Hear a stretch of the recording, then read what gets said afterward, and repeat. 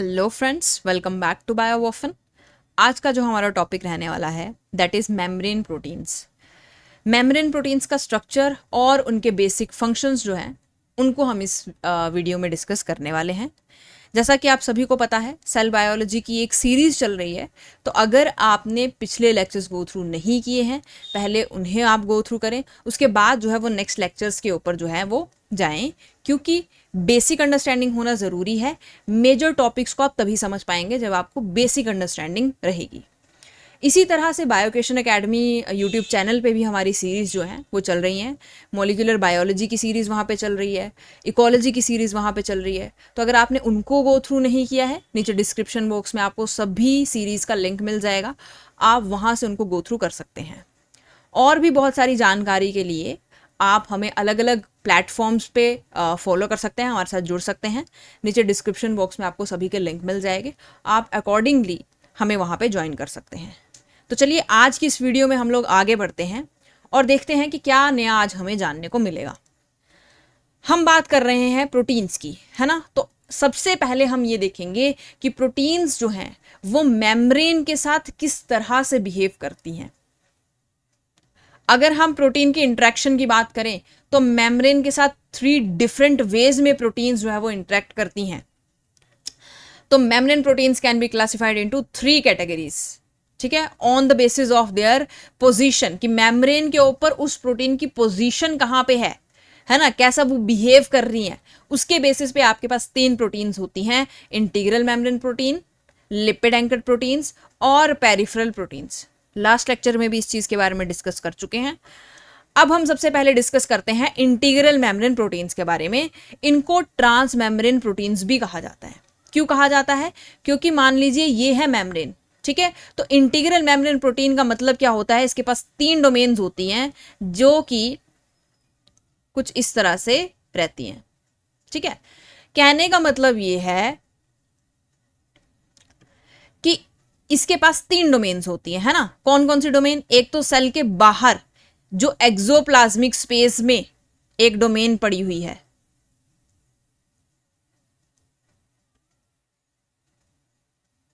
ठीक है, ये वाली जो एक्सोप्लाज्मिक स्पेस में पड़ी है, एक वो डोमेन।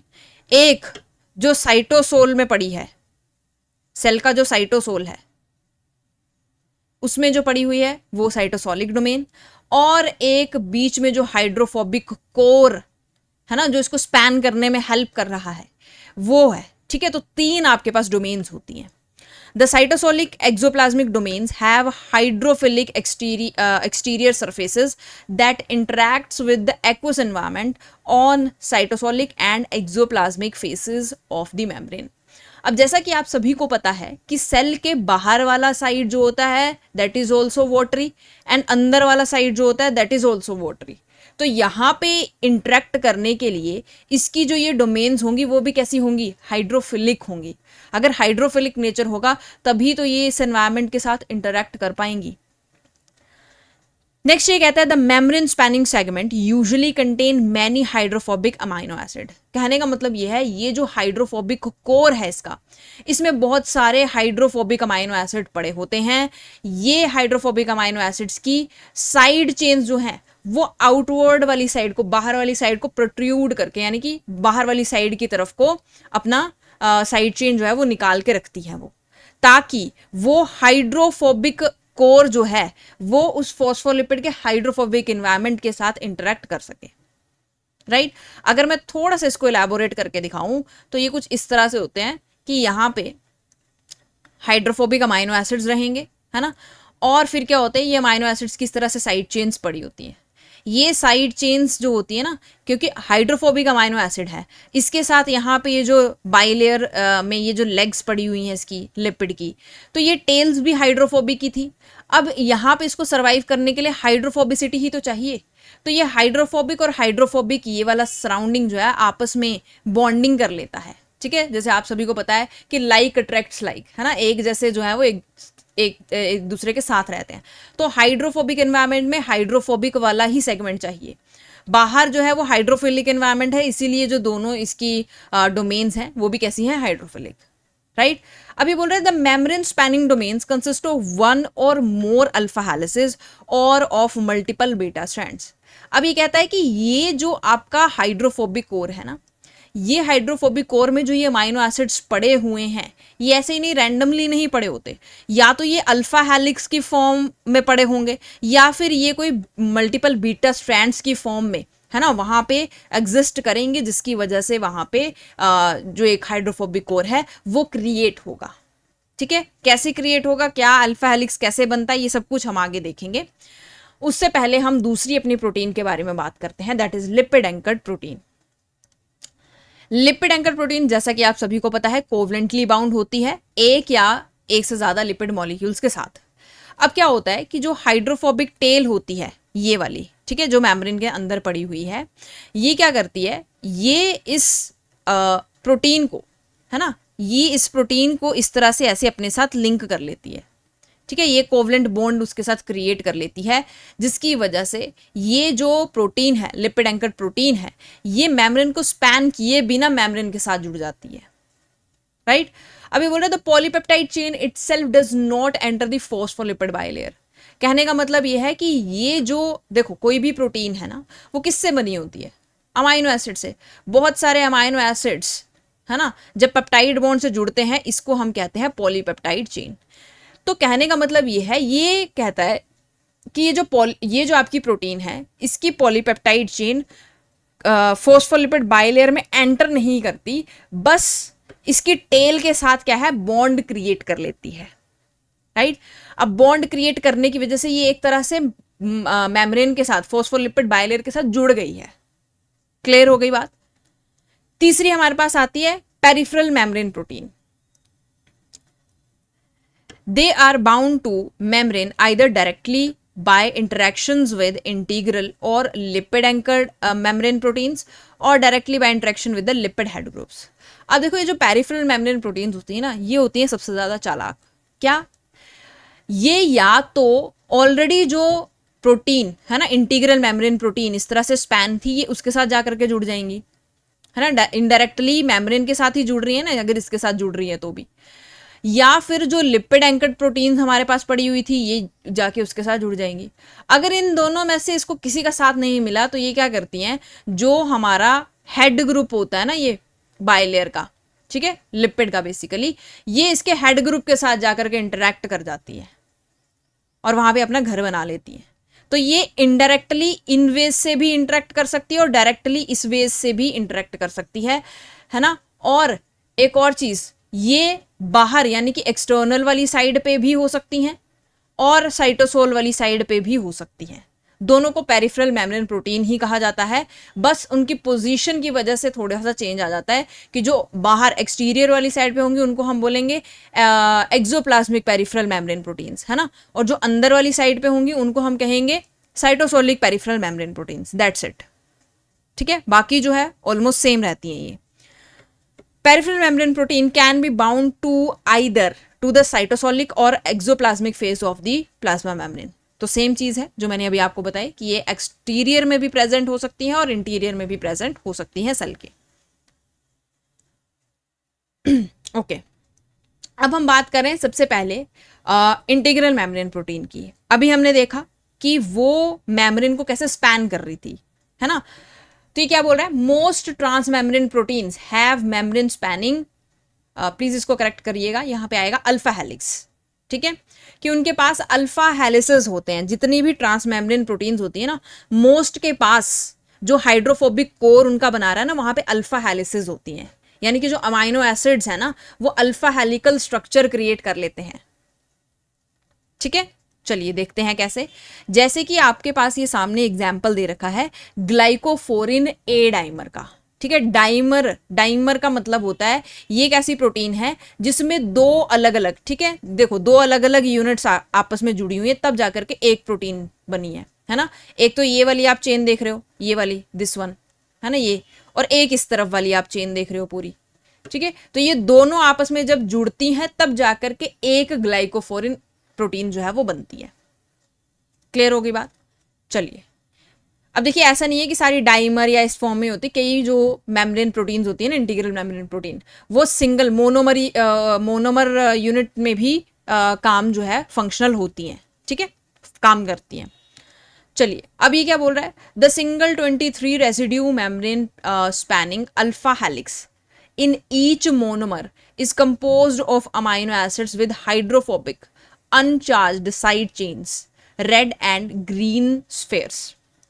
देखो ये बात कर रहा है इस सेगमेंट की, इस सेगमेंट में आपको रेड और ग्रीन दोनों स्फेयर्स दिखाई दे रहे हैं, ठीक है। अगर मैं सिर्फ एक मोनोमर यूनिट की बात करूं, सिर्फ इस वाले की बात करूं, ठीक है, या सिर्फ इस वाले की बात करूं, एक मोनोमर यूनिट की, तो यहां पे लगभग 23 रेजिड्यूज हैं, ठीक है, जो इस मेम्ब्रेन को स्पैन कर चुके हैं।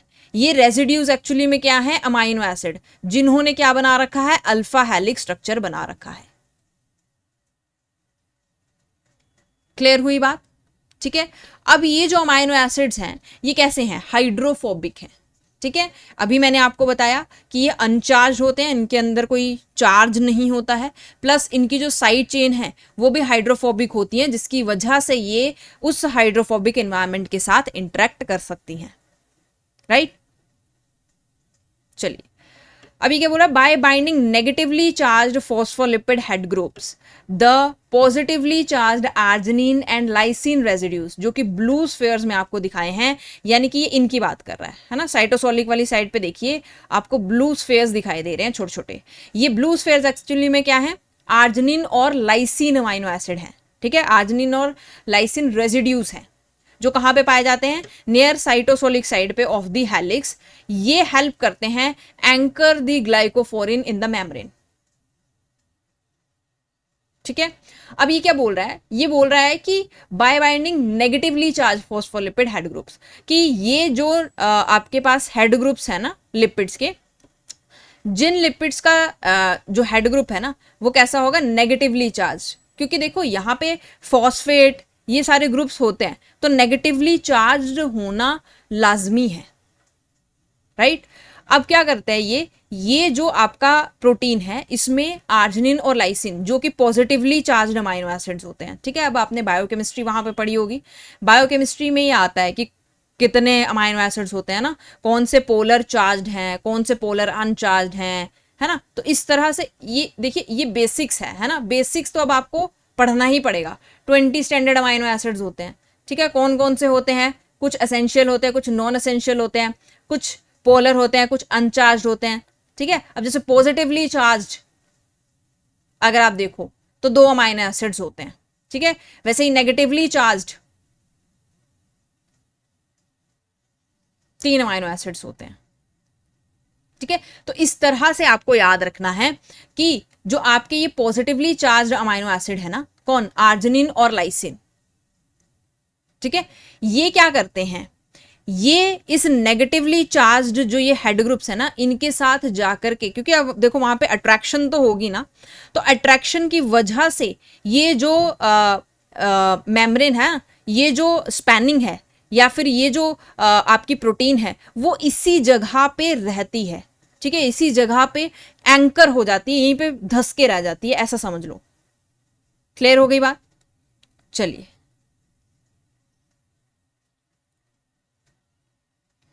ओके, अब हम आगे चलते हैं।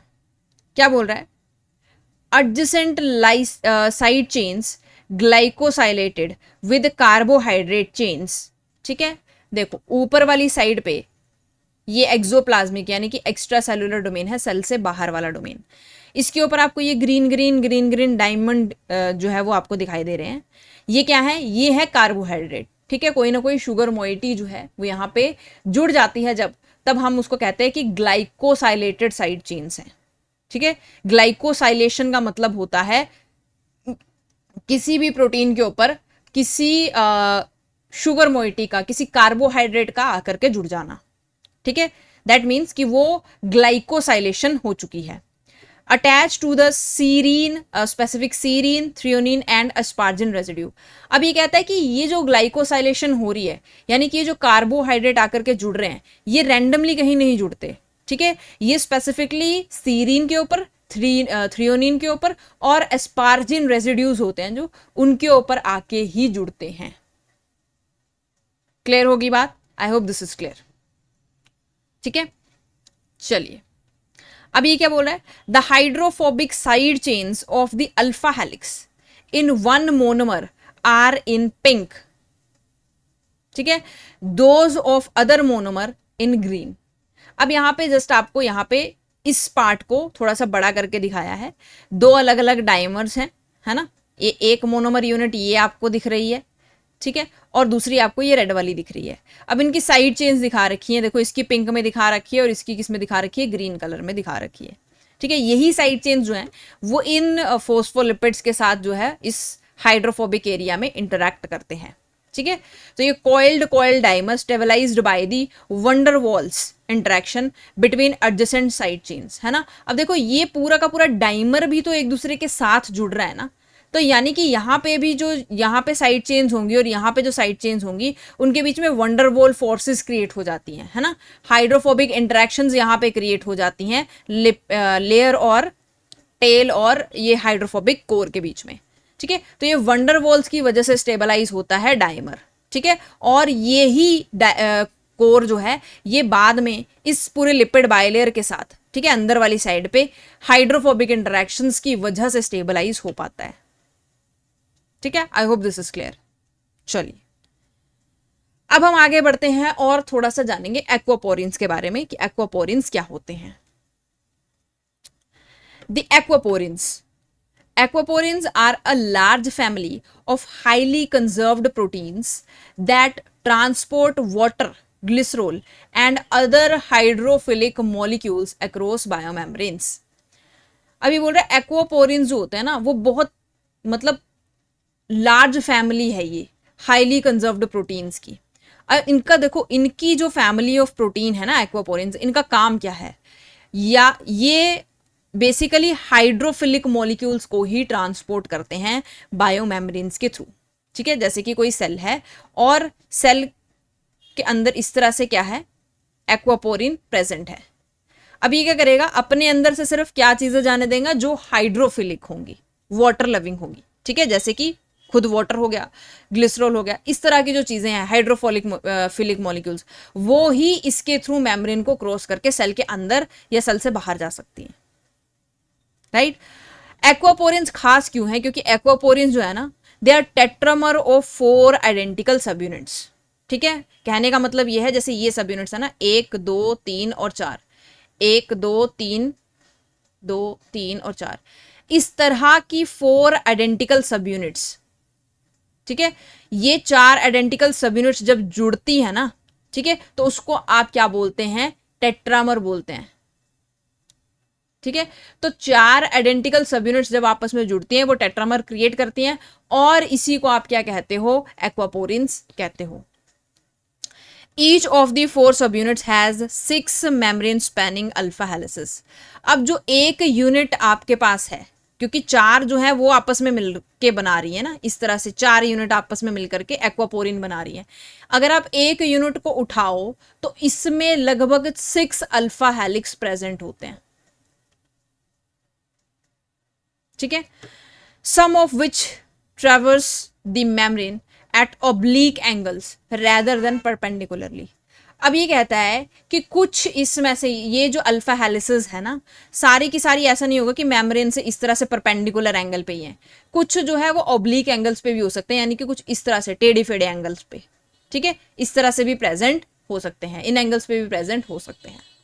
क्लियर हो गई बात? चलिए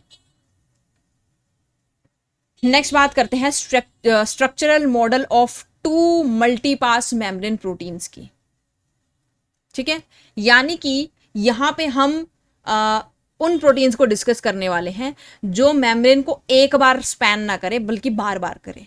ठीक है, जैसे अभी मैंने आपको ग्लाइकोफोरिन का एग्जांपल दिया, उसने मेम्ब्रेन को सिर्फ एक ही बार, ठीक है, इस तरह से एक ही बार जो था वो स्पैन किया था, क्योंकि 2 मोनोमर आपस में मिलकर के एक पूरी ग्लाइकोफोरिन प्रोटीन बना रहे थे, है ना। अब हम 2 ऐसे एग्जाम्पल्स पढ़ने वाले हैं जो हो सकता है इस तरह से मेम्ब्रेन को बार बार स्पैन करें, उन प्रोटीन्स के बारे में हम पढ़ने वाले हैं।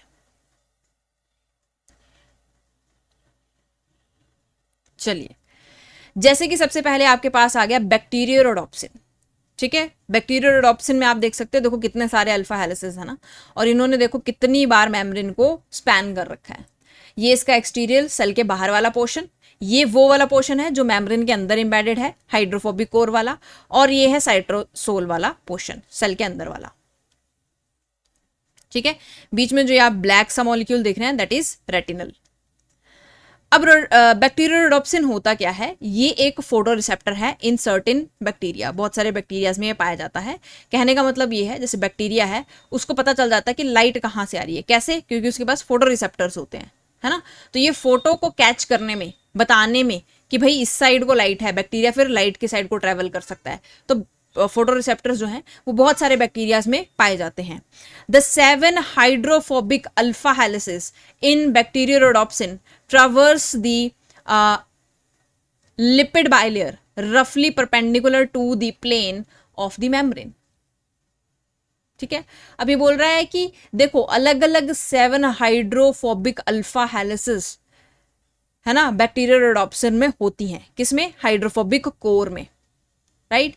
और ये जो है ना इस मेम्ब्रेन को अलग अलग, जरूरी नहीं कि ऐसे सिर्फ परपेंडिकुलर उस पे ही ये स्पैन करें, है ना, अलग अलग अलग अलग प्लेन से, है ना, यानी कि ऑब्लिगेट एंगल से ये जो है वो उसको स्पैन कर सकती है।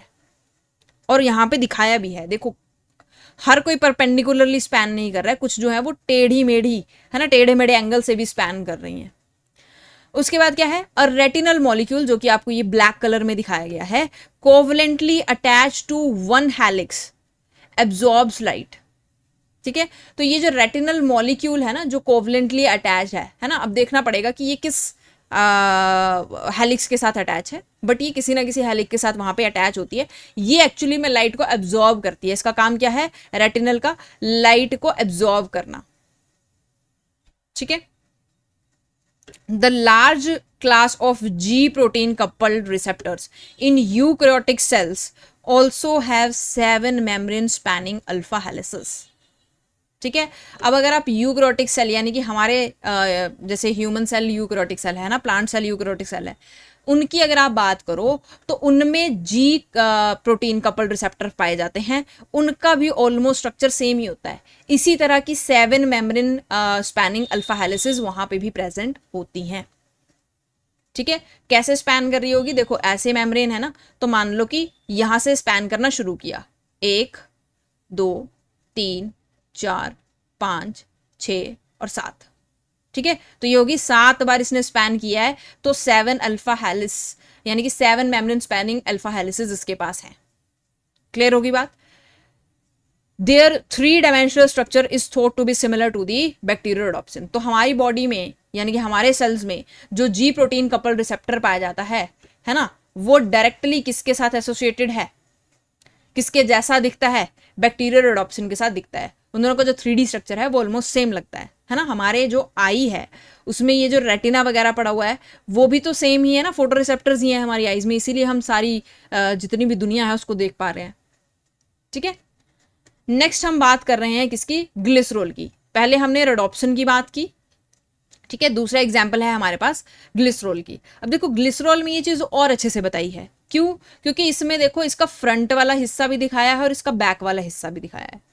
इसके बारे में भी एक बार जान लेते हैं।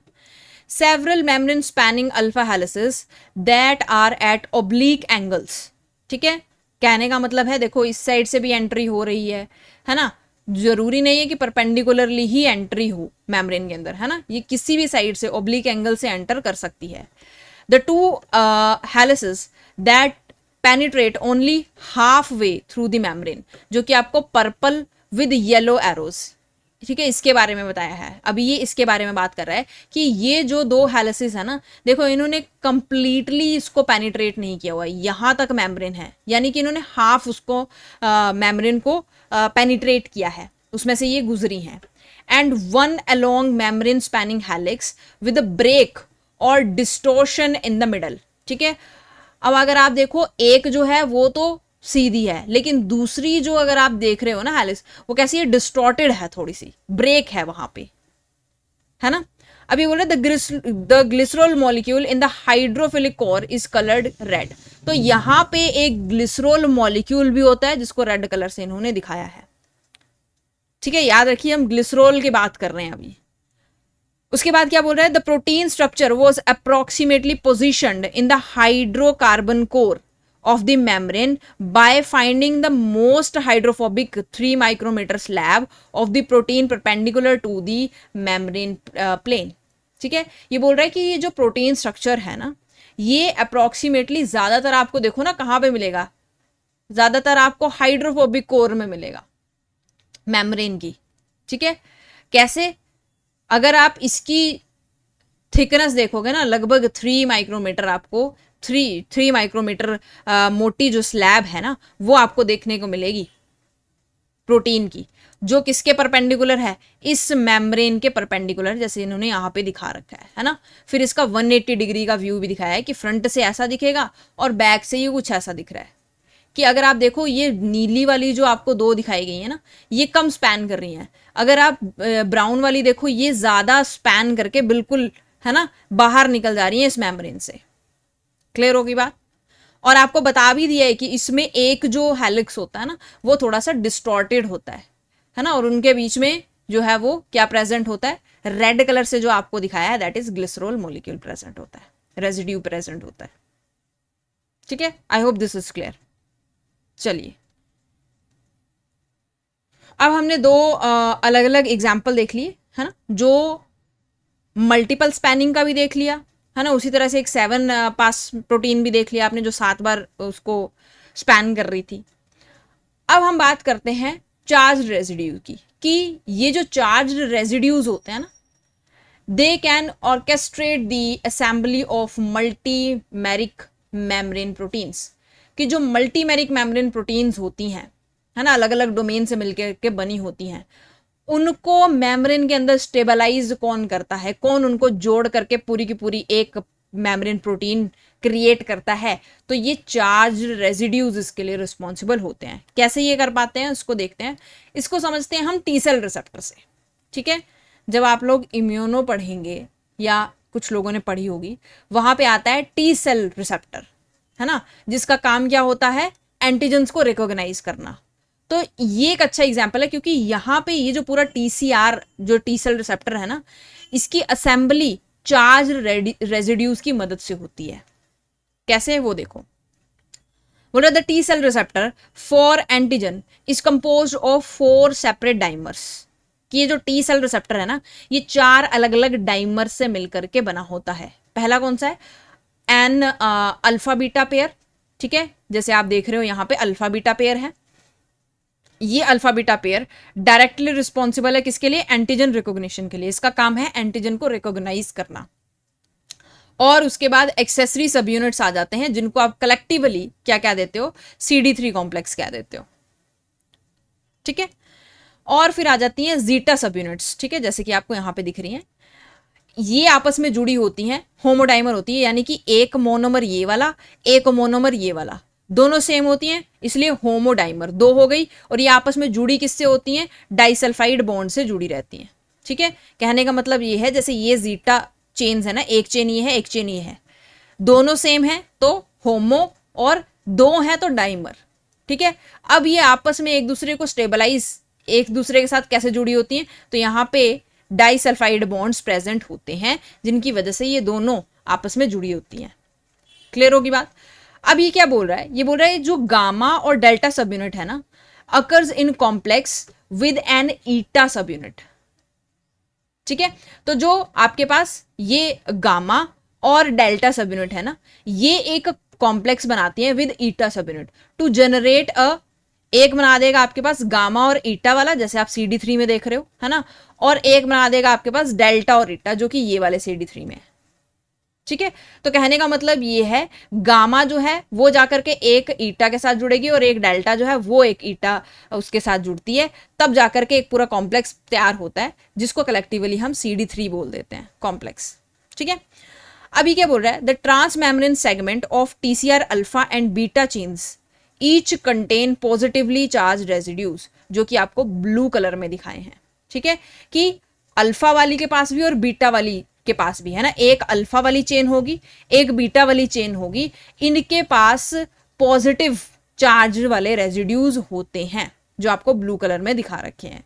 अभी क्या बोलता है, these residues allow recruitment of corresponding delta eta और गामा ईटा हेट्रोडाइमर्स। अब ये क्या करते हैं, ये पॉजिटिव वाले जो रेजिड्यूज हैं वो इनको खींचना शुरू कर देते हैं, है ना, डेल्टा ईटा वाली चेन को भी, और जो आपकी गामा ईटा वाला डाइमर है ना, उसको भी ये खींचना शुरू कर देते हैं, विच कैरी नेगेटिव चार्ज, है ना। अब ये वाली जो CD3 मॉलिक्यूल है इसमें भी देखो नेगेटिव चार्ज है और इसमें भी नेगेटिव चार्ज है, इसीलिए ये दोनों आपस में अट्रैक्ट होते हैं और ये पॉजिटिव चार्ज वाला जो है वो इसको अपनी तरफ खींचना शुरू कर देता है।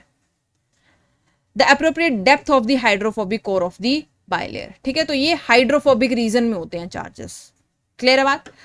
अब उसके बाद बोल रहा है the zeta homodimer docks into the charges in the TCR alpha chain, जो कि डार्क ग्रीन कलर से आपको दिखाया गया है ये वाला, ठीक है। ये बोलता है कि जो जीटा होमोडाइमर है ना वो कहां डॉकिंग करता है, कहां पर जाकर के अटैच होता है, अल्फा चेन के हाइड्रोफोबिक वाले रीजन के साथ, ठीक है, ये याद रखिए इनकी पोजीशंस कहां पे हैं। फिर वाइल जो आपका गामा ईटा और डेल्टा ईटा सब यूनिट्स हैं, है ना, पेयर्स हैं, they find there corresponding partners deeper down in the hydrophobic core on both alpha वाली चेन पे भी और बीटा वाली चेन पे भी, जो लाइट ग्रीन कलर से आपको यहां पे दिखाई गई है, ठीक है। तो ये इस साइड पे बीटा वाली जुड़ जाएगी, इस साइड पे अल्फा वाली के साथ जुड़ गया, लेकिन अल्फा वाली के साथ एक और होमोडाइमर जुड़ा होता है, दैट इज जीटा, ठीक है, जीटा होमोडाइमर जो है वो जुड़ता है। तो इस तरह से अट्रैक्शन की वजह से एट लास्ट ये पूरा का पूरा फुली असेंबल्ड TCR के ऊपर जो आप ये देख रहे हैं ये कुछ इस तरह से दिखाई देता है। क्लियर होगी बात, इस तरह से पूरा का पूरा कॉम्प्लेक्स ये बनता है। Now it is ready to recognise antigens, right. चलिए नेक्स्ट हम बात कर रहे हैं multiple beta strands in porins form membrane spanning barrels. अभी हमने देखो जितनी भी पीछे प्रोटीन्स पड़ी थी उनके जो हाइड्रोफोबिक कोर वाले रीजन थे ना वो किससे बने थे, अल्फा हेलिसेस से, है ना। अभी हम एक एग्जाम्पल पढ़ रहे हैं जिसका नाम है पोरिन्स, और इनका ये जो हाइड्रोफोबिक वाला रीजन होता है ये बीटा बैरल से बना होता है, ठीक है, बीटा स्ट्रैंड से बना होता है। देखते हैं दोनों में फर्क क्या है, अल्फा हेलिसेस वाले में और बीटा वाले में क्या फर्क है, वो इससे क्लियर हो जाएगा।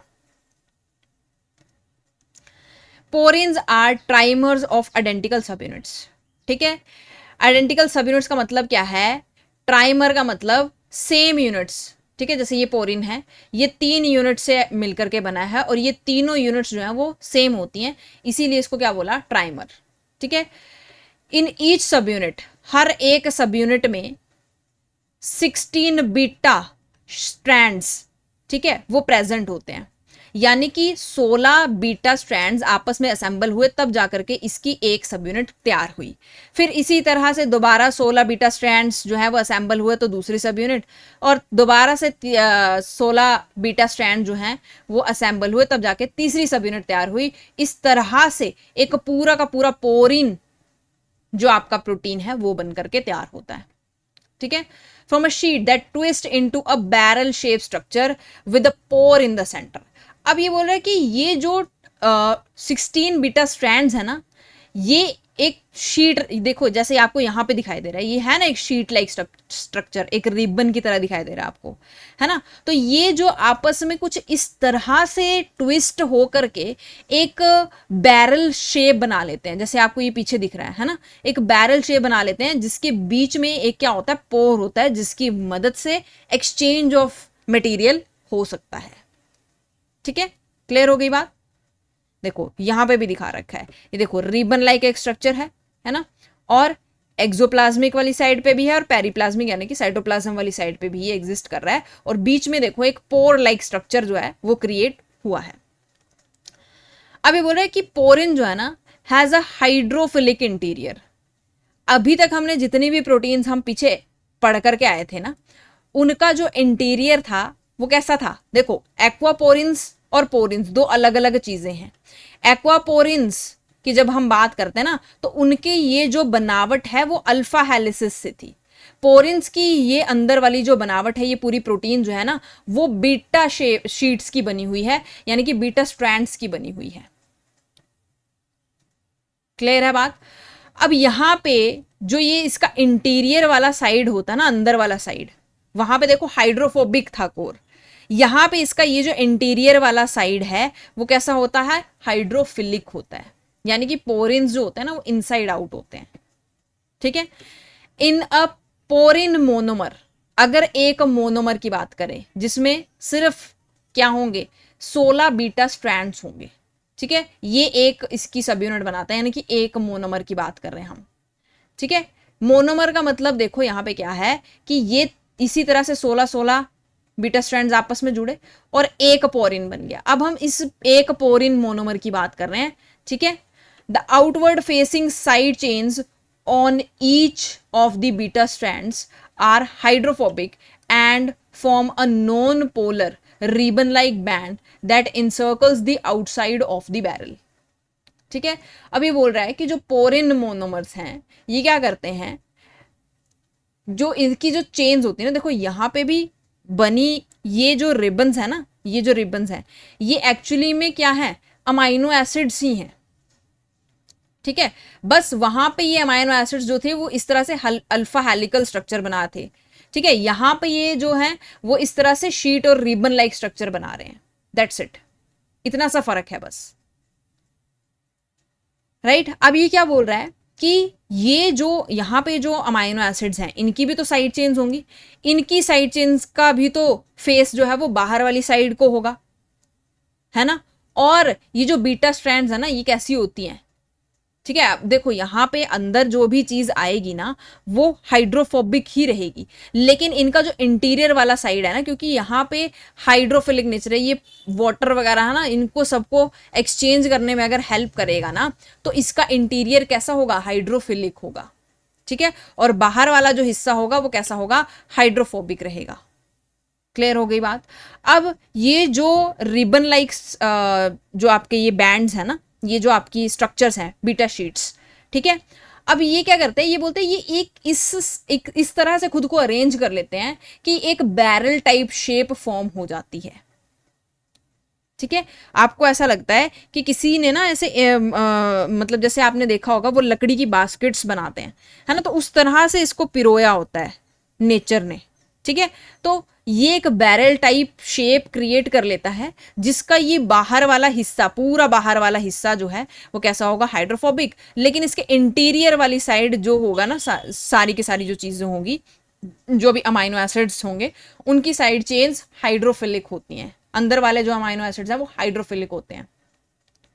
ठीक है, आई नो थोड़ा सा कंफ्यूजिंग लग रहा होगा, इसको बहुत इजीली बस इस वे में समझ लो, क्योंकि अब इसको यहाँ पे हाइड्रोफोबिक एनवायरनमेंट में रहना है, क्योंकि मेम्ब्रेन के अंदर स्पैंड है, तो इस साइड को जिनका भी फेस होगा ना वो इन लिपिड्स के साथ, है ना, यारी दोस्ती कर लेंगे। अब ये हाइड्रोफोबिक है तो इनको भी हाइड्रोफोबिक बनना पड़ेगा ना, लेकिन अंदर से हाइड्रोफिलिक मटेरियल को पास ऑन करना है तो अब अंदर वाली साइड पे हाइड्रोफोबिक एनवायरनमेंट तो नहीं रख सकते, इसीलिए वहां पे जो अमाइनो एसिड्स होते हैं उनकी जो साइड चेन्स होती हैं वो हाइड्रोफिलिक होती हैं, इसीलिए दो अलग अलग एनवायरनमेंट क्रिएट कर देते हैं पोरिन्स। क्लियर होगी बात? This hydrophobic band interacts with the fatty acyl groups of the membrane lipids or with other porine monomers. ये जो आप देख रहे हैं ना बाहर वाला हिस्सा, ठीक है, ये है हाइड्रोफोबिक।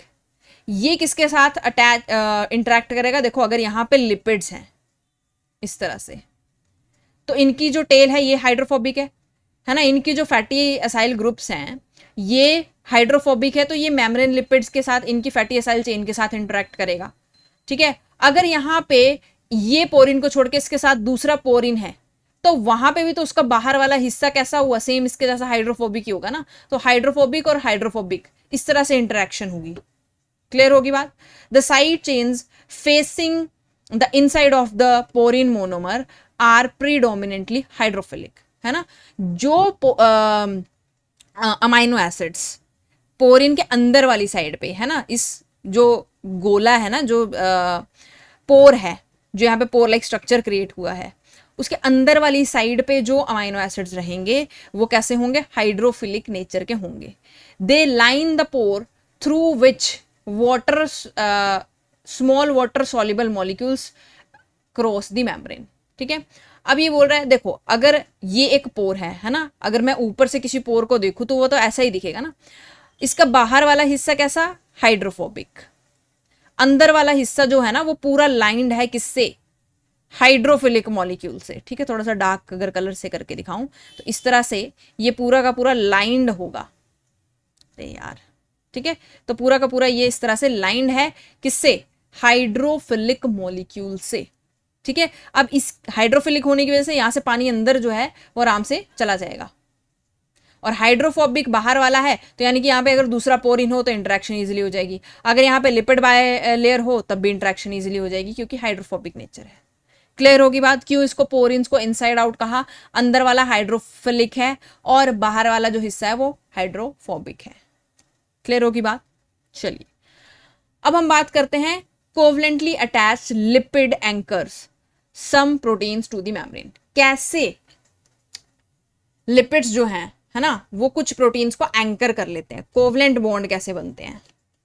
ठीक है, चलिए अब देखो यहाँ पे अलग अलग एंकरिंग आपको दिखाई है। पहली एंकरिंग आप देख रहे हैं एसाइलेशन है, दूसरी आप देख रहे हैं पेरनाइलेशन है, और तीसरी आप देख रहे हैं जीपीआई एंकर है। ठीक है, थोड़ा थोड़ा सा फर्क जो है वो आपको इनके स्ट्रक्चर्स में भी दिखाई दे रहा होगा। तीनों के बारे में जानेंगे कैसे होता है। पहला, cytosolic proteins such as VSRC proteins are associated with the plasma membrane through a single fatty acyl chain attached to the N-terminal glycine residue of the polypeptide। ठीक है, देखो सबसे पहले अगर एसाइलेशन की हम बात करें, ठीक है, जैसे कि कुछ साइटोसोलिक प्रोटीन्स होती हैं जो साइटोप्लाज्म में पाई जाती हैं, जैसे कि VSRC प्रोटीन। ठीक है, ये क्या करती है, ये प्लाज्मा मेम्ब्रेन के साथ साइटोसोल वाली साइड पे अटैच होती है। क्या होती है, इसके पास एक फैटी एसाइल चेन होती है ना, जिसका जो एन टर्मिनल है, देखो ये है इसका सी टर्मिनल, एन टर्मिनल कौन सा हुआ, ये वाला। ठीक है, इसके एन टर्मिनल के ऊपर क्या रहता है, ग्लाइसिन रहता है।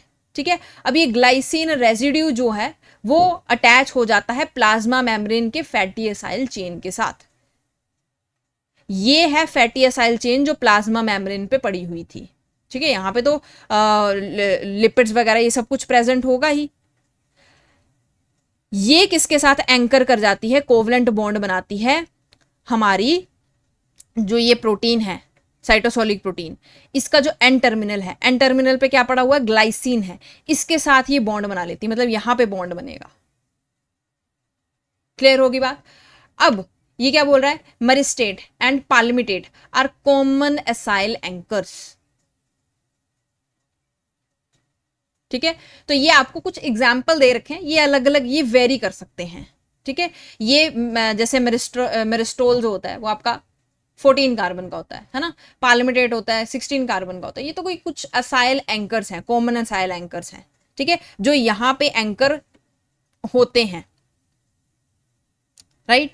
अब देखो ये जिन असाइल एंकर्स की बात कर रहा है ना, ये एक्चुअली में ये जो फैटी असाइल चेन है ना, ये वो हो सकती है। अब देखो ये 14 कार्बन की भी हो सकती है, 16 की हो सकती है ना, 19 की हो सकती है। तो ये कार्बन चेन का नंबर वेरी कर सकता है। ठीक है, ये इस कार्बन चेन के बारे में, फैटी असाइल चेन के बारे में बता रहा है। तो ये चेन्स वहां पे पड़ी होती हैं, ये जाकर के इस प्रोटीन के, साइटोसोलिक प्रोटीन के जो एन टर्मिनल पे ग्लाइसिन होता है वहां पर कोवलेंट बॉन्ड क्रिएट कर लेते हैं। ठीक है, और वहां पे अगर बॉन्ड क्रिएट हो रहा है तो किसकी वजह से हो रहा होगा, क्योंकि असाइल एंकर्स हैं तो मतलब असाइलेशन हो रही होगी। ठीक है, असाइल बॉन्ड क्रिएट होता है। क्लियर हो गई बात। चलिए दूसरी साइटोसोलिक प्रोटीन्स आती हैं, कौन सी, Ras Rap proteins. These are anchored to the membrane by prenylation। ठीक है, यहां पे जो एंकरिंग होती है ना वो प्रेनाइलेशन के थ्रू होती है। क्या होता है देखते हैं, prenylation of 1 or 2 cysteine residues at the C terminus. अब देखो यहां पे जो प्रोटीन है ना वो एन टर्मिनस से ना जुड़ करके किससे जुड़ रही है, सी टर्मिनस पे। तो सी टर्मिनस पे 1 या 2 सिस्टीन रेजिड्यूज होते हैं, और वो जाकर के जुड़ जाते हैं, उनके बीच में कोवलेंट बॉन्ड बन जाता है फैटी एसाइल चेन के बीच में और इस प्रोटीन के सी टर्मिनल के बीच में, जिसके सी टर्मिनल पे क्या होता है, सिस्टीन रेजिड्यू होता है। इनके बीच में बॉन्ड बन गया, अब ये वहां पे एंकर हो गई। ठीक है, अब यहाँ पे एंकर के लिए कौन कौन आते हैं, फार्नेसाइल और ग्रेनाइल ग्रुप्स। ठीक है, जो कि अनसैचुरेटेड होते हैं। अनसैचुरेटेड का मतलब डबल बॉन्ड्स प्रेजेंट होंगे, है ना। तो आप ब्रांचिंग देख ही पा रहे हो। देखो प्रेनाइल जो ग्रुप होता है ना, ये बेसिकली 5 कार्बन्स का मिलकर के बना होता है। ठीक है, फिर क्या होता है, जब 2 प्रेनाइल रिंग्स आपस में मिल जाती है ना, ठीक है, तो क्या होता है, ग्रेनाइल बनता है। क्या बनता है, ग्रेनाइल बनता है। यानी कि यहां पे कार्बन की मात्रा कितनी हो गई, 10। अब इस ग्रेनाइल चेन के साथ एक और प्रेनाइल आकर के जुड़ गई। ठीक है, यानी कि ये ऑलरेडी 10 कार्बन की थी, एक और आकर के प्रेनाइल रिंग आकर के जुड़ गई 5 कार्बन की। अब बना क्या, फार्नेसाइल। क्या बन गया, फार्नेसाइल, जो कि कितने का होता है, 15 कार्बन का होता है। अब इस फार्नेसाइल रिंग के साथ अगर एक और प्रेनाइल चेन जोड़ दूं तो ये कितने कार्बन की हो जाएगी, 20 कार्बन की हो जाएगी, जिसको हम कहते हैं क्या, ग्रेनाइल ग्रेनाइल चेन। ठीक है, वैसे ही कोई ग्रेनाइल है, इसके साथ डायरेक्टली ग्रेनाइल चेन भी आकर के जुड़ सकती है। दोनों कैसी है, 10-10 कार्बन की, यानी 20 कार्बन की होगी, तब भी इसको बोलेंगे क्या, ग्रेनाइल ग्रेनाइल चेन। तो यहां पे ये जो एंकर करने के लिए ये चेन प्रेजेंट है ना, ये या तो फार्नेसाइल होगी या फिर ग्रेनाइल ग्रेनाइल होगी। कहने का मतलब ये या तो 15 कार्बन की होगी या फिर 20 कार्बन की होगी। ठीक है, और कैसी होती है, ये अनसैचुरेटेड होती हैं। I hope this is clear. तीसरी की बात करते हैं, the lipid anchor on the exoplasmic surface of the plasma membrane is glycosyl phosphatidyl inositol, जिसको हम जीपीआई बोलते हैं। ठीक है, अभी बोलते हैं कि क्या होता है कि एक्सोप्लाज्मिक सरफेस पे लिपिड, ठीक है, कोई लिपिड जो है वो आकर के एंकर हो जाता है और उसको क्या बोलते हैं हम, ग्लाइकोसाइल फोस्फोटिडाइल आइनएसीटोल। ठीक है, ये कहां पे होता है, याद रखो एक्सोप्लाज्मिक वाली साइड पे होगा। ठीक है, अभी बोलते हैं द फोस्फोटिडाइल आइनएसीटोल पार्ट, जिसको आप ये रेड कलर में देख रहे हो, ये कौन सा पार्ट है, फोस्फोटिडाइल आइनएसीटोल। ठीक है, of this anchor contains 2 fatty acyl chain. देखो अब तक आपने जितनी भी फैटी एसाइल चेन देखी थी वो सिंगल सिंगल थी, इसमें जो है वो फैटी एसाइल चेन कितनी हो जाती है, 2, यानी कि 2 फैटी एसाइल चेन होती हैं इस एंकर के पास।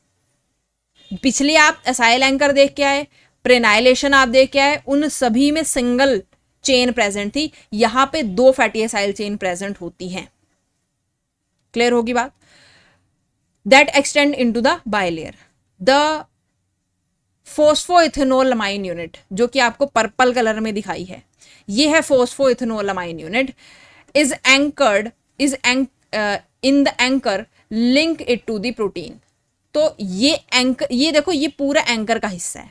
ठीक है, एंकर की जो लेग वाली साइड है वो है फोस्फोटिडाइल आइनएसीटोल पार्ट, जो आपको रेड कलर से दिखाया है। इसकी खासियत ये है कि इसमें 2 फैटी एसाइल चेन्स होती हैं। ठीक है, फिर आपको वो वाला हिस्सा दिखाया, देखो जैसे यहाँ पे एन टर्मिनल पे ग्लाइसिन था, यहाँ पे सी टर्मिनल पे सिस्टीन था, यहाँ पे इसके जो टर्मिनल पे जहाँ पे प्रोटीन आकर के जुड़नी है वहां पे क्या है, फोस्फोइथेनोलामाइन प्रेजेंट होता है। ठीक है, जो कि प्रोटीन के साथ आकर के जुड़ता है। उसके बाद क्या बोला है, the 2 green hexagons represent sugar units. तो यानी कि ये जो है, ये ग्रीन वाली ये क्या है, शुगर यूनिट्स हैं, जो नंबर, नेचर और अरेंजमेंट में वेरी कर सकती हैं। यानी कि ये कोई भी शुगर हो सकती है, जितने भी नंबर यहाँ पे 3, 4, 5 इस तरह से प्रेजेंट हो सकते हैं, और शुगर का नेचर भी अलग अलग डिफरेंट हो सकता है। तो जब इस तरह का आपको अरेंजमेंट दिखे कि इस तरह का क्या है, फोस्फोइथेनोलामाइन यूनिट है, वो उसके साथ आकर के जुड़ रही है, एंकर हो रही है प्रोटीन। ठीक है, और जो आपका टेल वाला हिस्सा है उसमें 2 फैटी एसाइल चेन्स प्रेजेंट हैं, तो समझ जाओ कौन सी एंकरिंग हो रही है, जीपीआई एंकरिंग। और ये हमेशा एक्सोप्लाज्मिक वाले एरिया पे होती है, सेल के बाहर वाली साइड पे।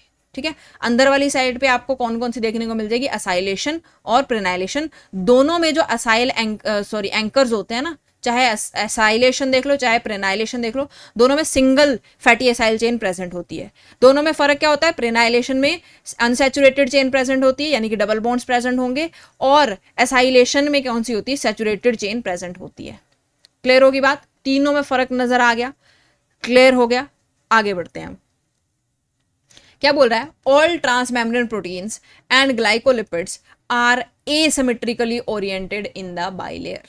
ठीक है, कहने का मतलब यह है कि जितनी भी आपके पास ट्रांसमेम्ब्रेन प्रोटीन्स हैं, ग्लाइकोलिपिड्स हैं, ये एसिमेट्रिकली पड़े होते हैं बाइलेयर में, कोई सिमेट्री नहीं होती इनकी। ठीक है, देखते हैं। Every type of transmembrane protein has a specific orientation, जिसको आप क्या बोलते हैं, टोपोलॉजी। ठीक है, आपने देखा होगा सेल टोपोलॉजी। तो सेल टोपोलॉजी में आप क्या पढ़ते हो कि उसके बाहर मेम्ब्रेन के ऊपर क्या क्या क्या क्या चीजें प्रेजेंट हैं। ठीक है, वैसे ये बोल रहा है कि हर ट्रांसमेम्ब्रेन प्रोटीन की भी खुद की एक स्पेसिफिक ओरिएंटेशन होती है, जिसको आप क्या बोलते हो, उसकी टोपोलॉजी कहते हो, with respect to the membrane faces. और ये टोपोलॉजी किस बेसिस पे होती है, कि मेम्ब्रेन के फेसेस के बेसिस पे, है ना, कि साइटोसोलिक वाली साइड को अगर फेस है तो अलग होगा, है ना, अगर एक्सोप्लाज्मिक साइड वाली को फेस है तब टोपोलॉजी चेंज हो जाएगी प्रोटीन की। ठीक है, it's cytosolic segments always face the cytosol. कहने का मतलब यह है, कोई भी प्रोटीन है अगर उसका कोई साइटोसोलिक सेगमेंट है ना, तो वो हमेशा किस साइड होगा, साइटोसोल वाली साइड ही होगा। और एक्सोप्लाज्मिक सेगमेंट होगा वो हमेशा किस साइड होगा, एक्सोप्लाज्म यानी कि सेल के बाहर वाले एनवायरमेंट वाली साइड पे होगा। ठीक है, membrane proteins retain their asymmetric orientation during membrane budding and fusion events. तो इनका ये जो एसिमेट्रिक ओरिएंटेशन है ना, कि हमेशा साइटोसोलिक वाला सेगमेंट साइटोसोल में ही होगा, एक्सोप्लाज्मिक वाला सेगमेंट एक्सोप्लाज्म वाली साइड ही होगा, ये तब भी बना रहता है जब मेम्ब्रेन की बर्डिंग होनी हो या फ्यूजन होनी हो, ये ओरिएंटेशन चेंज नहीं हो सकता।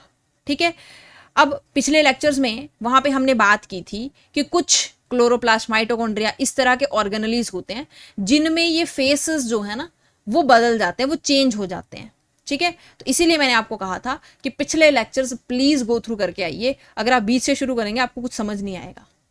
ठीक है, तो नीचे लिंक आपके पास प्रोवाइडेड है, आप वहां से सारे लेक्चर्स को चेकआउट करो, उसके बाद इन लेक्चर्स को गो थ्रू करना, ताकि आपको चीजें जो है वो क्लियर हो जाए।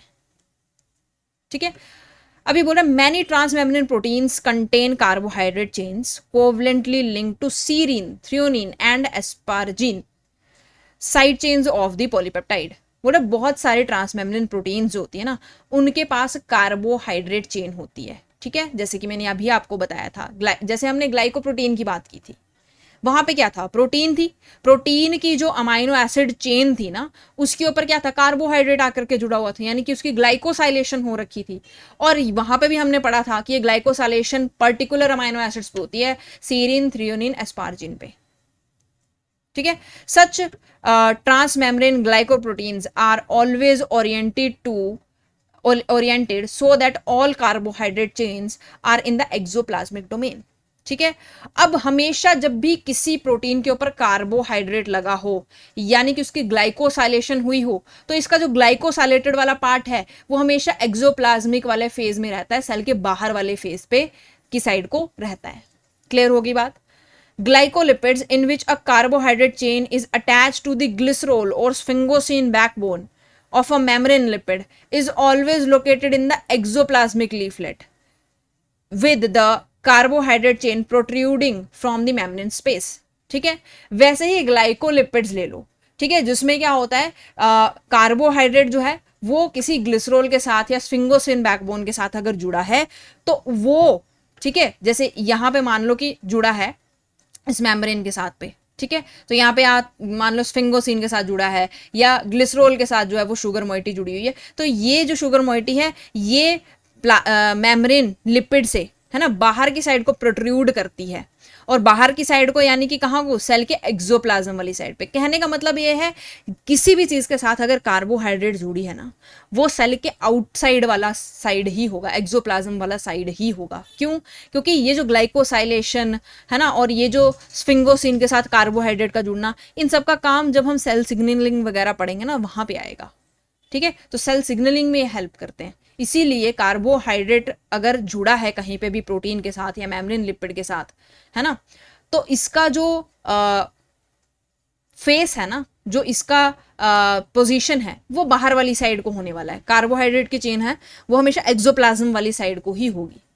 क्लियर हो गई बात?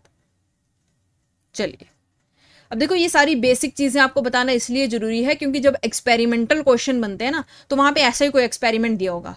जब आपको बेसिक नॉलेज पता होगी, आप फटाक ढूंढ लोगे कि एक्सोप्लाज्मिक फेज कौन सा है, साइटोप्लाज्मिक फेज कौन सा है ना। वहां पे दे रखा होगा कि कार्बोहाइड्रेट जुड़ा हुआ है, ठीक है, तो वो आपको डायरेक्टली थोड़ी बताएगा कि एक्सोप्लाज्मिक वाला फेज है या साइटोप्लाज्म है। तो ये छोटी छोटी चीजें अगर आप नॉलेज में रखोगे, अपने ध्यान में रखोगे, तभी आप उन क्वेश्चंस को सॉल्व कर पाओगे। ठीक है, उसके बाद किसकी बात की है? ग्लाइकोप्रोटीन्स और ग्लाइकोलिपिड्स की। ठीक है, देखो प्रोटीन्स, ठीक है, और इसके ऊपर शुगर मोइटी आकर के जुड़ गई। ठीक है, यानी कि कार्बोहाइड्रेट है, कार्बोहाइड्रेट प्लस प्रोटीन ग्लाइकोप्रोटीन्स। ठीक है, कार्बोहाइड्रेट प्लस लिपिड ग्लाइकोलिपिड्स। ठीक है, बोथ ग्लाइकोप्रोटीन और glycolipids are specially abundant in the plasma membranes of eukaryotic cells. तो यूकैरियोटिक सेल्स जैसे कि हम हैं, हमारे प्लाज्मा मेम्ब्रेन में ग्लाइकोप्रोटीन्स और ग्लाइकोलिपिड्स, ठीक है, भरपूर मात्रा में है ना, वहां पे पड़े हुए हैं। In the membranes of the intercellular components that establish the secretory endocytic pathway. तो हमारी सेल की जो मेम्ब्रेन है उसमें तो पड़े ही हुए हैं वो वाले ऑर्गेनल्स जो कि सेक्रेटरी और एंडोसिटिक पाथवे में इन्वॉल्व होते हैं, उनकी मेम्ब्रेन में भी ग्लाइकोप्रोटीन्स और ग्लाइकोलिपिड्स भरपूर मात्रा में पड़े होते हैं। ठीक है, they are absent from the inner mitochondrial membrane, chloroplast lamellae and several other intercellular membranes. जो ऑर्गेनलीज, ठीक है, सेक्रेटरी और एंडोसिटिक पाथवे में इन्वॉल्व नहीं होते, ठीक है, जैसे माइटोकॉन्ड्रिया हो गया, क्लोरोप्लास्ट हो गया, और भी बहुत सारे ऑर्गेनल्स होते हैं, उनकी मेम्ब्रेन में, उनकी प्लाज्मा मेम्ब्रेन में आपको ग्लाइकोप्रोटीन्स और ग्लाइकोलिपिड्स जो है वो देखने को नहीं मिलेंगे। ठीक है, सिर्फ ये कहां देखने को मिलेंगे? सेल की मेम्ब्रेन में, और वो ऑर्गेनलीज जो कि सेक्रेटरी और एंडोसिटिक पाथवे में इन्वॉल्व होते हैं, जैसे कि ईआर हो गया, गोल्जाई हो गया, है ना, इनकी मेम्ब्रेन में आपको ग्लाइकोप्रोटीन्स और ग्लाइकोलिपिड्स देखने को मिलते हैं। क्लियर हो गई बात? Because the carbohydrate chains of the glycoprotein and glycolipid in the plasma membrane extend into the extracellular space। अब ऐसा क्यों है कि ग्लाइकोप्रोटीन और ग्लाइकोलिपिड नहीं देखने को मिलते बाकियों में?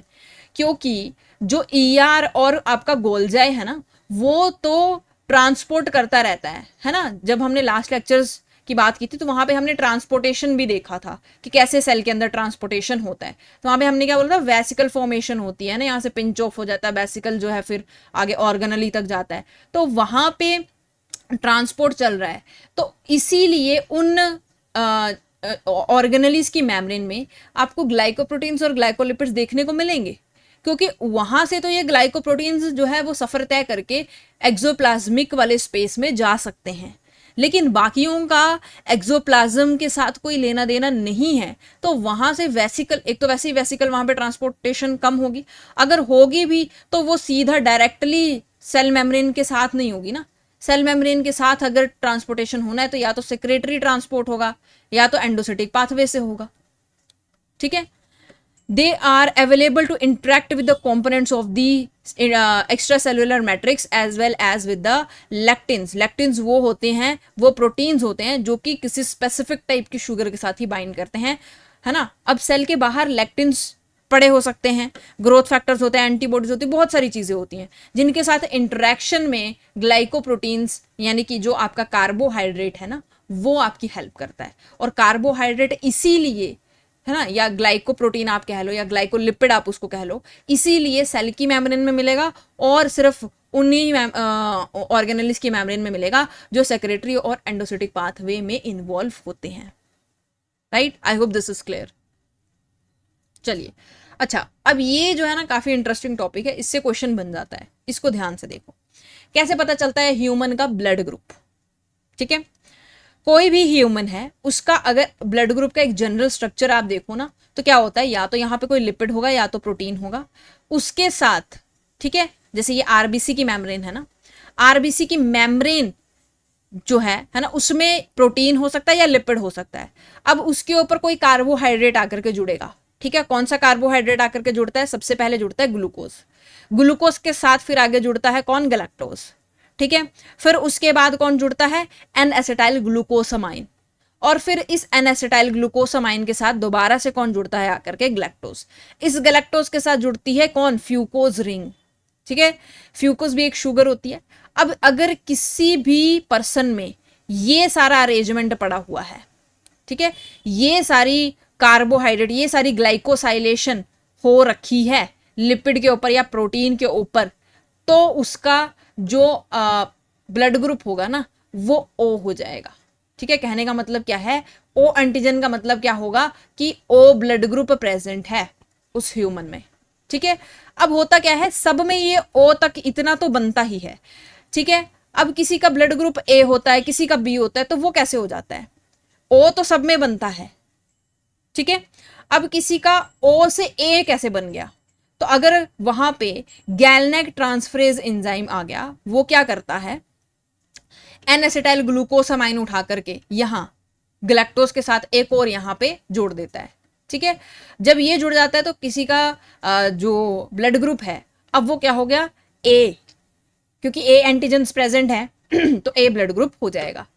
अब मान लो कि गैलनेक ट्रांसफरेज नहीं आया, कौन आया, सिर्फ गैल ट्रांसफरेज आया।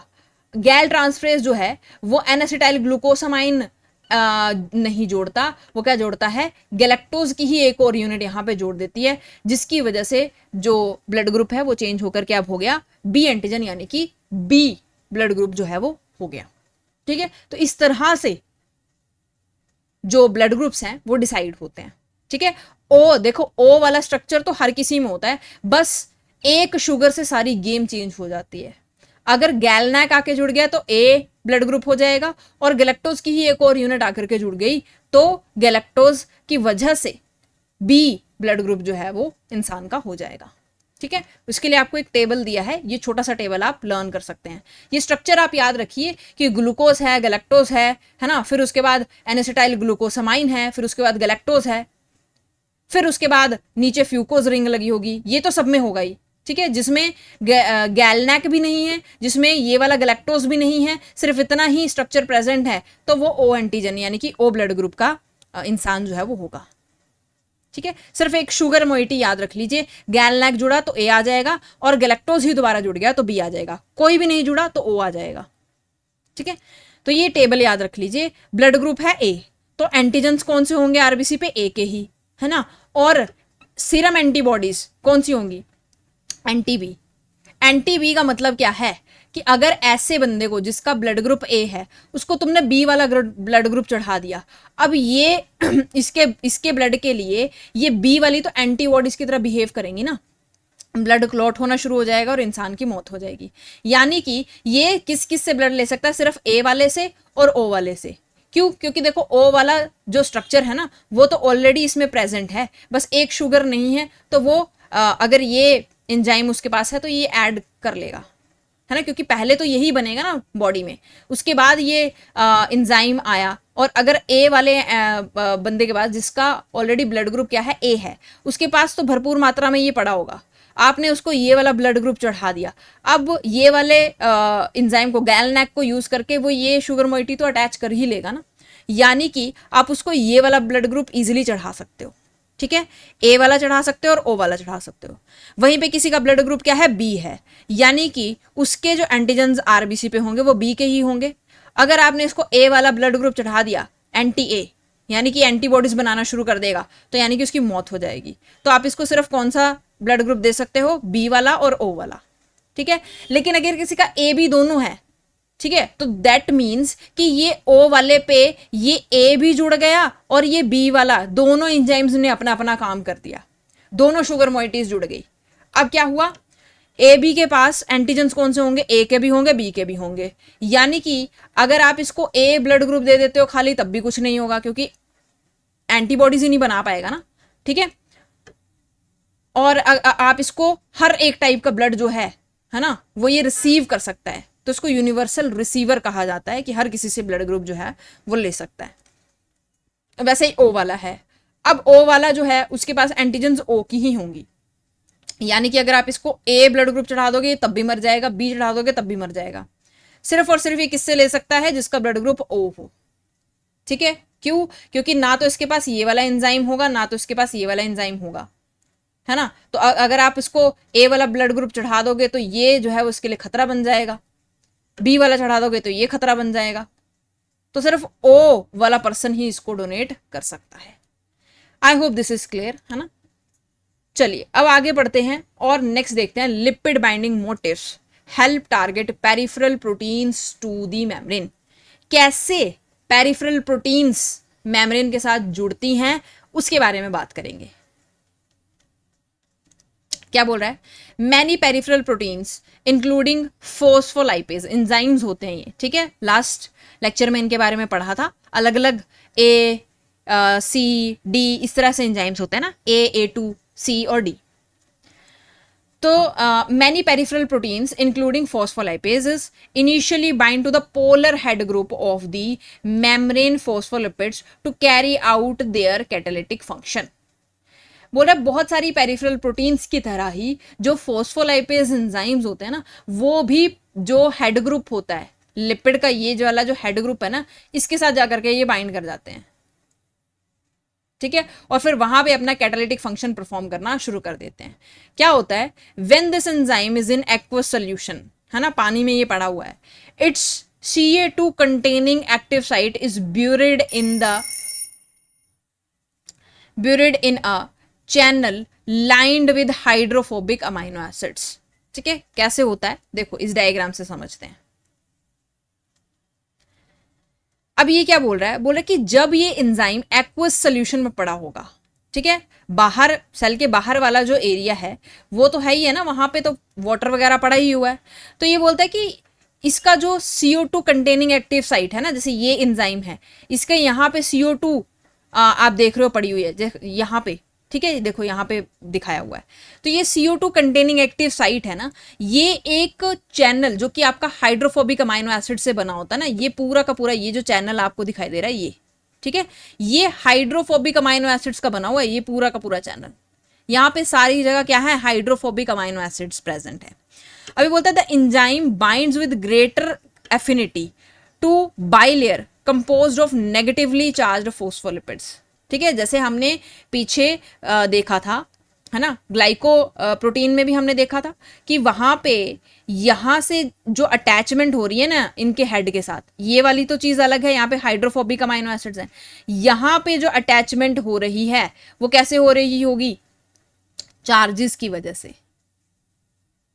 ठीक है, जो एंजाइम है, ठीक है, वो फोस्फोलिपिड के हेड के साथ अगर यहाँ पे बाइंड कर रहा है तो फोस्फोलिपिड का हेड नेगेटिवली चार्ज, और यहाँ पे जो अमाइनो एसिड्स इसके प्रेजेंट होंगे ना वो कैसे होंगे? Positively charged. ठीक है, अंदर वाला जो ये चैनल क्रिएट कर रहे हैं वो सारे के सारे कैसे हैं? Hydrophobic amino acid. ठीक है, अब देखो इसका नेगेटिवली चार्ज फोस्फोलिपिड का एग्जाम्पल भी दिया है, फोस्फोटिडाइलसिरीन। वैसे ही पॉजिटिवली चार्ज भी होते हैं। क्लियर होगी बात? तो मान लो कि फोस्फोटिडाइलसिरीन अगर यहाँ पे प्रेजेंट है, उसका हेड कैसा होगा? नेगेटिवली चार्ज होगा। नेगेटिव चार्ज होने की वजह से अब ये एंजाइम के पास यहाँ पे पॉजिटिवली चार्ज अमाइनो एसिड पड़े हैं, तो आराम से इसके ऊपर जाकर के अटैच हो जाएगा और अपना काम जो है वो वहां पे शुरू कर देगा। अब क्या बोलता है? The rim of positively charged lysine and arginine residues around the entrance to the catalytic channel is particularly important in the binding and constitute a lipid binding motif। ठीक है, अगर मैं इसको थोड़ा सा क्लियर करके आप लोगों को दिखाऊं, ये बोल रहा है कि ये जो एंट्री है ना, ये वाली एंट्री, ये एंट्री पॉइंट बहुत जरूरी है। क्यों? इस एंट्री पॉइंट पे positively charged amino acid residues होते हैं, जैसे कि लाइसिन, आर्जिनिन। ठीक है, तो ये क्या करता है? इसको चिपके यहाँ पे रहे, ये जो आपका एंजाइम है ना या प्रोटीन है, ये वहां पे चिपकी रहे। ठीक है, तो चिपकने के लिए वहां पे ये अपने चार्जेस को यूज करता है। ठीक है, अब ये जितने अच्छे तरीके से यहाँ पे चिपका रहेगा उतने अच्छे से ये जो चैनल है वो अपना काम कर पाएगा, है ना। इनकी बाइंडिंग जितनी अच्छे से होगी उतने अच्छे से लिपिड बाइंडिंग मोटिफ क्रिएट होगा। ठीक है, तो पूरा का पूरा एक लिपिड बाइंडिंग मोटिफ जो है वो बनता है यहाँ पे, जिसकी वजह से ये प्रोटीन जो है वो आसानी से यहाँ पे आकर के चिपक जाती है, यहाँ पे लग जाती है। ठीक है, उसके बाद क्या बताया, binding induces a conformational change in phospholipase A2। जैसे ही ये बाइंडिंग मोटिफ बनेगा, लिपिड बाइंडिंग मोटिफ, जैसे ये मोटिफ बन गया, अब क्या होगा, चिपकने के बाद इसके अंदर कॉन्फर्मेशनल चेंजेस हो जाएंगे इस फोस्फोलाइपेज 2 एंजाइम के अंदर, that strengthens its binding to the phospholipid head and opens the hydrophobic channel. अब क्या होगा, ये जो आपका हेड है ना, इसके साथ ये जुड़ा हुआ था, ये जो बाइंडिंग है ये और ज्यादा स्ट्रॉन्ग हो जाएगी कॉन्फर्मेशन चेंज होने के बाद। और ये जो हाइड्रोफोबिक चैनल था ना, ये चैनल पहले कैसा था, ये चैनल पहले ऐसे तक बंद था जब तक ये लिपिड बाइंडिंग मोटिफ नहीं बना था। ठीक है, जैसे ही ये लिपिड बाइंडिंग मोटिफ बन गया, अच्छे से वहां पे अटैचमेंट हो गई, अब क्या होगा, कॉन्फर्मेशन चेंज होगा। कॉन्फर्मेशन चेंज की वजह से और अच्छे से मतलब बाइंडिंग जो है वो हो जाएगी, और ये जो हाइड्रोफोबिक कोर है ना, ये चैनल है, ये ओपन हो जाएगा। ठीक है, ये यहां से हट जाएगा और इस तरह से ओपनिंग जो है वो इसकी हो जाएगी। ठीक है, अब ये हाइड्रोफोबिक चैनल ओपन हो चुका है। अब क्या होगा, as a phospholipid molecules move from the bilayer into the channel.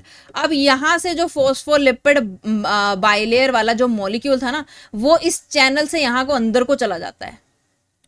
ठीक है, इस कोर में, हाइड्रोफोबिक कोर में वो चला गया। The enzyme bound CA2 positive binds to the phosphate in the head group, thereby positioning the ester bond to be cleaved in the catalytic site, releasing the acyl chain। ठीक है, अब हुआ क्या, इसने क्या किया, यहां से जैसे ही कॉन्फर्मेशनल चेंज हुई, हाइड्रोफोबिक चैनल खुला, ये फॉस्फोलिपिड मॉलिक्यूल जो था ये इस हाइड्रोफोबिक कोर के अंदर चला गया।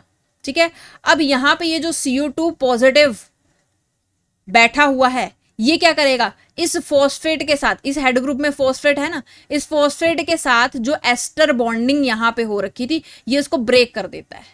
जैसे ही ये एस्टर बॉन्ड क्लीव होता है, ये जो असाइल चेन नीचे लगी हुई है ये चली जाती है वापस। ठीक है, असाइल चेन रिलीज हो जाती है और हेड के साथ बॉन्ड जो है अब वो बन चुका है। तो इस तरह से भी जो पेरिफेरल प्रोटीन्स है ना, वो मेम्ब्रेन के साथ जुड़ने के लिए टारगेट करती हैं। अभी मैंने आपको पीछे बताया था ना कि वो लिपिड बाइंडिंग मोटिव्स को भी यूज कर सकती हैं, तो इस तरह से वो लिपिड बाइंडिंग मोटिव्स को यूज करती हैं टारगेट करने के लिए, खुद को मेम्ब्रेन के साथ जोड़ने के लिए। राइट, अब हम आगे बढ़ते हैं और देखते हैं proteins can be removed from membrane by detergents और हाई सॉल्ट सॉल्यूशंस। पहले भी एक लेक्चर में हम इनकी बात कर चुके थे, लेकिन वहां पे हमने देखा था, हमने डिटर्जेंट्स के साथ नहीं देखा था। हमने बोला था कि अगर आप सेल मेम्ब्रेन है ना, उसको आप सोल्यूबलाइज कर देते हो, इसमें से प्रोटीन्स निकाल दिए, कार्बोहाइड्रेट सब निकाल दिया, और फिर उसको दोबारा एक्वस मीडियम में डाला, तो वो एक बाइलेयर स्ट्रक्चर फॉर्म करते हैं जिसको हम लिपोसोम कहते हैं। ठीक है, इसके ऊपर क्वेश्चन भी आया था, क्वेश्चन प्रैक्टिस वाले वीडियो में हमने देखा था, है ना। तो क्वेश्चन प्रैक्टिस वाला वीडियो भी आप लोग जरूर देखें, नीचे डिस्क्रिप्शन बॉक्स में आपको लिंक मिल जाएगा, वहां से क्वेश्चन प्रैक्टिस भी कर सकते हो अब तक आपने जितने लेक्चर्स पढ़े हैं उसके अकॉर्डिंग। ठीक है, तो यहाँ पे आज हम देखेंगे कि जब हम डिटर्जेंट्स यूज करते हैं तो क्या होता है, क्योंकि वहां पे हमने लिपोसोम के बारे में डिस्कस किया था, मिसल्स के बारे में हमने कुछ डिस्कस जो है वो नहीं किया था। ठीक है, तो जब हम डिटर्जेंट्स यूज करते हैं तो एक्चुअली में मिसल फॉर्मेशन होती है। कैसे होती है उसके बारे में जानेंगे। सबसे पहले देखो, आपके पास दो तरह के डिटर्जेंट्स होते हैं, आयनिक डिटर्जेंट्स और नॉन आयनिक डिटर्जेंट्स। ठीक है, आयनिक डिटर्जेंट का मतलब क्या है, देखो, या तो पॉजिटिव चार्ज वाला यानी कि कैटायनिक डिटर्जेंट हो सकता है, या तो नेगेटिव चार्ज वाला यानी कि एनायनिक डिटर्जेंट्स होते हैं। ठीक है, जैसे आपके पास यहाँ पे दो एग्जाम्पल के तौर पे दे रखे हैं, सोडियम डॉक्सीकोलेट, ठीक है, डीऑक्सीकोलेट। तो सोडियम डीऑक्सीकोलेट जो है ये एक नेचुरली अकरिंग डिटर्जेंट होता है। ठीक है, अब ये देखो, ये वाला जो इसका पार्ट है ना, ये है इसका हाइड्रोफिलिक वाला पार्ट। ठीक है, जो ब्लू कलर में आपको दिखाए हैं ये हाइड्रोफिलिक पार्ट है, और जो येलो कलर में आपको दिखा रखा है ना, ये इसका हाइड्रोफोबिक पार्ट है। ठीक है, बाकी जो आपको दिख रहे हैं वो सारे के सारे सिंथेटिक हैं, है ना, मैनमेड है। सोडियम डोडिसाइल सल्फेट, अब अगर आप बैचलर्स है ना या फिर मास्टर्स के स्टूडेंट हैं, ये आप करके आए हैं, आपने SDS बहुत कॉमनली सुना होगा, कॉमनली यूज होता है इसका। ये वाला पार्ट देखो कैसा हाइड्रोफिलिक, ये वाला पार्ट हाइड्रोफोबिक। ठीक है, तो आयनिक डिटर्जेंट्स में कोई ना कोई चार्ज होता है इनके ऊपर, ठीक है, और फिर चार्ज के बेसिस पे ही ये मेम्ब्रेन के ऊपर अटैक करते हैं, जहां पे इनको अपने से ऑपोजिट चार्ज दिख गया ये वहां पे जाकर के मेम्ब्रेन को सॉल्युबलाइज करना शुरू कर देते हैं। ठीक है, चलो इसका फंडा तो समझ में आ गया कि ये तो चार्जेस को यूज करके कर लेगा, लेकिन जो नॉन आयनिक डिटर्जेंट्स होते हैं वो कैसे सॉल्युबलाइज करेंगे मेम्ब्रेन। ठीक है, अब देखो इनमें भी ये वाला हाइड्रोफिलिक वाला पार्ट है, ये वाला हाइड्रोफोबिक वाला पार्ट है ना, ब्लू वाला जो है वो हाइड्रोफिलिक पार्ट, जो येलो वाला है वो हाइड्रोफोबिक पार्ट, लेकिन इनमें कोई चार्जेस नहीं होते हैं, ये न्यूट्रल होते हैं। क्लियर होगी बात। एग्जाम्पल पूछ लेता है कई बार, याद रखो ट्राइटन X100 ये आपने सुना होगा, और ऑक्टाइल ग्लूकोसाइड। ठीक है, ये एक नॉन आयनिक डिटर्जेंट है। कैसे काम करता है अब आगे देखते हैं। ठीक है, तो देखो जब हम डिटर्जेंट यूज करते हैं ना, एक टर्म आ जाती है, क्या टर्म का नाम है, CMC। क्या बोलते हैं, क्रिटिकल मिसल कंसंट्रेशन। ठीक है, कोई भी चीज होती है ना, जैसे अगर आपने टेम्परेचर देखा होगा, टेम्परेचर एक बैरियर होता है 0 डिग्री सेल्सियस पे, है ना। 0 डिग्री सेल्सियस से नीचे अगर आप देखोगे तो क्या बोलते हैं कि आइस फॉर्मेशन शुरू हो जाती है, और इसके आगे अगर आप देखोगे 1 2 3 डिग्री सेल्सियस तो क्या बोलते हैं हम कि आइस का लिक्विड बनना शुरू हो जाता है। ठीक है, वैसे ही एक रेंज यहां पे CMC होती है। ठीक है, CMC क्रिटिकल मिसल फॉर्मेशन, ठीक है, या क्रिटिकल मिसल कंसंट्रेशन। बोलता है at concentration higher than its critical micelle concentration a detergent solubilize lipids and integral membrane proteins forming mixed missile containing detergents, proteins and lipid molecules। अब ये बोलता है कि मान लो कि क्या हुआ, क्रिटिकल मिसल कंसंट्रेशन से अबव कंसंट्रेशन हो चुकी है। ठीक है, तो डिटर्जेंट जो है वो लिपिड्स को, इंटीग्रल मेम्ब्रेन प्रोटीन्स को, हर एक चीज को सॉल्युबलाइज करना शुरू कर देगा। किस फॉर्म में, मिसल की फॉर्म में। ठीक है, मिसल्स में मैंने आपको वहां पे लास्ट लेक्चर में एक चीज बताई थी कि इसमें बाइलेयर्स फॉर्म नहीं होती। अंदर वाला जो पार्ट होता है इसमें वो कैसा रहता है, हाइड्रोफोबिक। बाहर वाला जो पार्ट होता है वो कैसा रहता है, हाइड्रोफिलिक। ठीक है, लिपोसोम और मिसल्स में यही डिफरेंस था। वहां पे मिसल्स में ऐसा अरेंजमेंट रहता है, अंदर वाला जो कोर है वो कैसा होता है, हाइड्रोफोबिक, बाहर वाला हाइड्रोफिलिक। लिपोसोम्स में क्या होता है, मल्टी लेयर फॉर्मेशन होती है, जैसे सेल मेम्ब्रेन की थी, है ना। तो यहाँ पे भी लिपिड बाइलेयर क्रिएट हो जाती है, जिसकी वजह से बाहर वाला और अंदर वाला जो आपका कोर है ना वो सेम होते हैं, हाइड्रोफिलिक हाइड्रोफिलिक। और ये वाला जो लेयर है वो कैसी हो जाएगी, हाइड्रोफोबिक। ठीक है, तो अगर आपने लास्ट लेक्चर नहीं देखा है तो लिपोसोम्स के लिए वो लेक्चर जरूर देख लें। ठीक है, चलो इतना हम समझिए कि भाई एक क्रिटिकल मिसल कंसंट्रेशन होती है, इससे ऊपर अबव कंसंट्रेशन अगर जाएगी तो मिसल फॉर्मेशन होना शुरू हो जाती है। ठीक है, यहां पे ये जो डिटर्जेंट होता है वो मिसल फॉर्मेशन करके क्या करता है, इंटीग्रल मेम्ब्रेन प्रोटीन्स को, है ना, लिपिड मॉलिक्यूल्स को सॉल्युबलाइज करना शुरू कर देता है। ठीक है, तो कहने का मतलब ये है कि लिपिड मॉलिक्यूल्स मिसल की फॉर्मेशन कर लेते हैं यहां पे। अब क्या हुआ, बोल रहा है at concentration below CMC, concentration जो है वो CMC से नीचे चली गई। नॉन आयनिक डिटर्जेंट्स जैसे कि ऑक्टाइल ग्लूकोसाइड या फिर Triton X100 can dissolve membrane protein, तब भी ये मेम्ब्रेन प्रोटीन को तो डिसॉल्व कर सकते हैं बट विदाउट फॉर्मिंग मिसल्स। ठीक है, ये क्या करते हैं, by coating the membrane spanning region. ठीक है, तो यहां पे भी सेम ही काम हो रहा है, लेकिन बस यहां पे मिसल फॉर्मेशन नहीं होती। क्लियर होगी बात, dissolve but not forming micelles. यहां पे डिसॉल्व होने के बाद, है ना, या डिसॉल्व करने के लिए ये क्या कर लेते हैं, मिसल फॉर्मेशन कर लेते हैं। क्लियर होगी बात, I hope this is clear. तो दोस्तों आज के लिए सिर्फ इतना ही, एक इंफॉर्मेशन जो है वो आप लोगों को देनी है। बायोकेशन एकेडमी जो है वो अपना एक परमानेंट बैच शुरू कर रही है। परमानेंट बैच से मेरा मतलब क्या है कि ये बैच आप थ्रू आउट द ईयर कभी भी अवेल कर सकते हो। ठीक है। I think this is the best offer जो बायोकेशन एकेडमी आप सभी लोगों के लिए लेकर के आई है, जो बहुत ज़्यादा महंगी फीसेस अफोर्ड नहीं कर सकते। ठीक है। हाँ, एक और ऑप्शन भी आपके पास यहाँ पे मिल जाता है कि वन टाइम पेमेंट भी आपको नहीं करनी होती, आप इंस्टॉलमेंट्स में इजीली जैसे भी आपको लगता है आप उस तरह से अपनी फीस जो है वो पे कर सकते हो। ठीक है। पहला आपको क्या क्या इस बैच में मिलने वाला है, लाइव इंटरेक्टिव क्लासेस रहती हैं, है ना, डेली प्रैक्टिस पेपर आपको मिलेगा, यूनिट वाइज क्वेश्चन प्रैक्टिस आपको करवाई जाएगी, स्ट्रक्चर्ड नोट्स आपको मिलेंगे, टेस्ट सीरीज मिलती है आपको, वो भी बहुत ज़्यादा खास टेस्ट सीरीज। ठीक है। टेस्ट सीरीज में खास ये रहता है कि क्वेश्चंस आपको दिए जाते हैं, ठीक है, और एक पूरा टेस्ट जब कंप्लीट होने के बाद साथ ही में आपको वहां पे जो भी आप क्वेश्चंस गलत करोगे, आपको कोई डाउट है ना, वो आपको वहीं पे उसी टाइम पे आपको समझाए जाएंगे कि कैसे इन क्वेश्चंस को टारगेट करना है। राइट।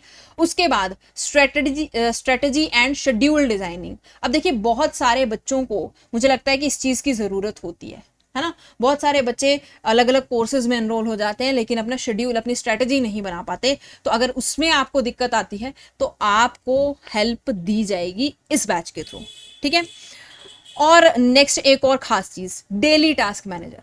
कहने का मतलब ये है, ये आपकी पूरी आउटपुट को मेजर करेगा। ठीक है। आपके डेली टास्क आपने कितने कंप्लीट किए हैं ना, तो उसका एक पूरा का पूरा एक मैनेजर जो है ये आपको बना करके देगा कि आपने इतने टास्क कंप्लीट किए हैं और आपकी ये आउटपुट रही है पूरे के पूरे दिन में।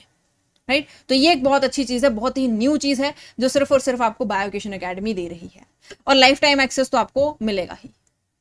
राइट। सिर्फ और सिर्फ ये आप 10,000 रुपीज़ में आप इस बैच को अवेल कर सकते हैं, है ना, लाइफ टाइम का एक्सेस आपको मिल रहा है। अगर आपको और भी जानकारी इसके बारे में लेनी है तो स्क्रीन पे दिए नंबर्स पे आप कॉल करके हमारी टीम से बात कर सकते हैं, वो आपको इसके बारे में पूरा गाइडेंस जो है वो दे सकते हैं। ठीक है। तो दोस्तों आज के लिए सिर्फ इतना ही। आई होप आपको लेक्चर जो है वो पसंद आया होगा। इसी तरह से हमें सपोर्ट करते हैं, और अगर आपको वीडियो अच्छी लगी है लाइक करें और चैनल को सब्सक्राइब जरूर कर लें, क्योंकि इस तरह से अगर आप पढ़ाई हमारे साथ करते रहोगे तो बेशक आप एक दिन जो है वो अपना ड्रीम अचीव कर पाओगे। Thank you so much guys, आज के लिए सिर्फ इतना ही।